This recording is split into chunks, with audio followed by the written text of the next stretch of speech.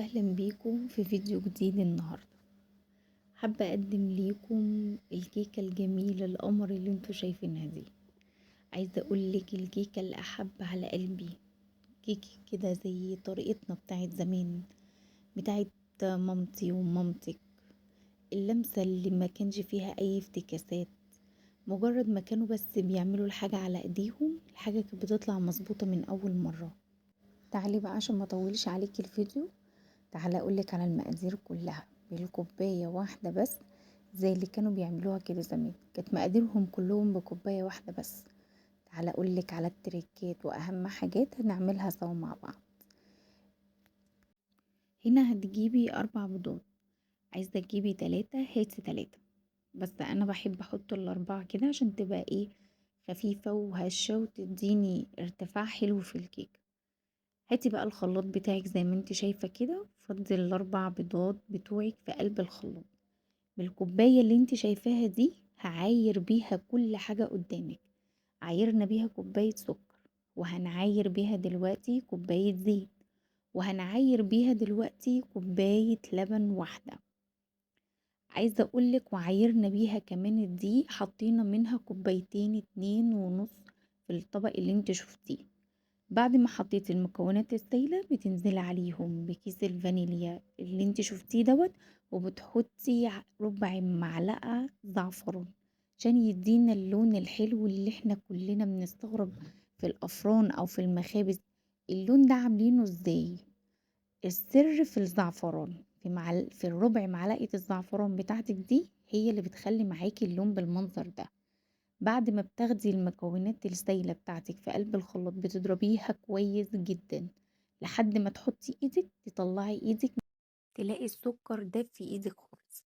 نفس الكوباية دي عايرنا بيها 2.5 كوباية دقيق، دخلناهم كويس قوي عشان نحاول على قد ما نقدر ندخل هوا في الدقيق. حطيت عليهم باكو بيكنج باودر زي ما انت شايفة كده، والكيس دوت كان نشا. هو المفروض بتحط ربع كوباية، فهو بيعادل ربع كوباية بالظبط، يعني هما كانوا معلقتين هرميين كبار وكانوا حبة صغيرين بتعادل ربع الكوباية بتاعتك. بتحطي ذرة الملح بتاعتك زي ما انت شايفة كده. واهم حاجة، كل اللي انا بعمله قدامك ده بدرجة حرارة المطبخ، بدرجة حرارة الغرفة، كل حاجة. ما تغلطيش بقى الغلطة الكبيرة اللي بنعملها كلنا في الكيكة وبعد كده بنرجع نقول ايه اللي حصل معايا في الكيكة. وهو السر في ده ان كل حاجة عندك بتشتغلي بيها بدرجة حرارة المطبخ. عندك بيضك، الفانيليا بتاعتك، كيس البيكنج باودر بتاعك، حتى الدقيق بتاعك. متطلعيش اي حاجة من التلاجة، يا اما الحاجات دي لو انتي حطاها في التلاجة بتشيليها في قلب التلاجة عندك، فانتي بتطلعيها قبلها بساعتين 3 على الاقل عشان تاخد معاكي درجة حرارة المطبخ بتاعك وتقدري تشتغلي بيها. عايزة اقولك بقى المكونات السايلة كلها زي ما انت شايفة بالمنظر ده جميلة جدا. عايزة اقولك كانت ريحتها بس كده من قبل حتى ما تتحط في الفرن، ريحتها كانت جميلة جدا. بصي صفرة وجميلة، وربع معلقة الزعفران فرقة، والله بجد بتطلع جميلة قوي. انا لما كنت اشوفها في المخابز كنت افضل اقول يا ربي اللون ده مطلعينه ازاي، طب هو سر كركم؟ لا مش سر كركم، لحد ما دخلت الفرن فعلا وسألتهم وقلت لهم ايه السبب ان الكيكة بتاعتكم بتبقى صفرة قوي كده عن بتاعتنا. فقال لي بنضيف على المكونات بتاعتي، يعني انت مثلا لو انت الصينية بتاعتك العادية هتحطي ربع معلقة زعفران، هي اللي هتديكي اللون بتاع الكيكة اللي انت بتشوفيه عندنا. وهنا انا بحط معلقة صغيرة خالص خل على المكونات بتاعتي قبل ما بحطها في الصينية. بتقلبيها بقى كلها في اتجاه واحد زي ما انت شايفة كده، بتتأكدي ان مفيش دقيق خالص معاكي في قلب الطبق. بتقلبيها تقليبة حلوة بس كله في نفس الاتجاه بالراحة زي ما انت شايفة كده. تنزلي بقى بالخليط بتاعنا في الصينية الوسط، في ال3 صواني المربعين، لا هي الصغيرة ولا هي الكبيرة. هنا بقى ما بتسخنيش الفرن خالص، يعني بلاش تسخني الفرن عشان تفادي اي حاجة بتقعي فيها انت عايزة تعرفي ايه سببها. تسخين الفرن زيادة عن اللزوم بيبوظ معاكي الكيكة وبيهبطها وبيخليها نية من جوه ومستوية من بره. وهي دي اهم خطوة ممكن تعمليها.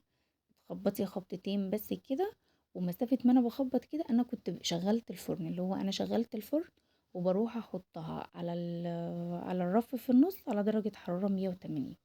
وهنا جت اللحظة الحاسمة. بصي، الله اكبر عليها، حتة صينية كيكة والله ملهاش حل. انا عايزة اقولك يعني كانت قلبة ريحة الشقة كلها. قطعيها بقى بالطريقة اللي انت بتحبي تقطعيها بيها، وقدميها بقى يا ست البنات. والله محدش هياكل منها الا لما يقولك انت عاملاها ازاي. لونها جميل جدا، وطعمها حلو قوي، وبسيطة وسهلة، ومكوناتها يعني زي ما كانوا كده بيعملوها زمان، كانوا بيقوموا يشتغلوا على ايديهم بكل حاجة، وكنا بناكل احلى صينية كيكة من ايديهم، من غير الافتكاسات ولا من غير الحاجات اللي احنا بنسمعها اليومين دول عن الكيكة.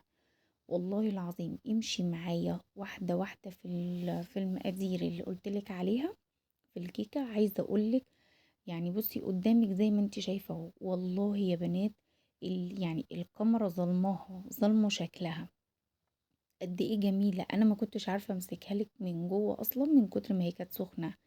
كانت جميلة قوي وكانت هشة وكانت طرية، ومعلقة الخل اللي احنا ضفناه في الاخر بتخليها هشة، وما كانتش لازقة معاكي.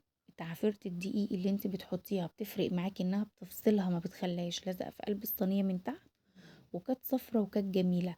عارفة انت الاطباق الألمونيا الجاهزة الصغيرة دي، مجرد ما تصبي فيها وتحطيها وتطلعيها بالظبط هتبقى زي بتاعة الأفران بالظبط. وهي دي كانت وصفتنا النهاردة. ولو عجبتك الوصفة متنسينيش تدعميني بلايك وشير، وتشتركي في القناة عشان يوصلك كل جديد.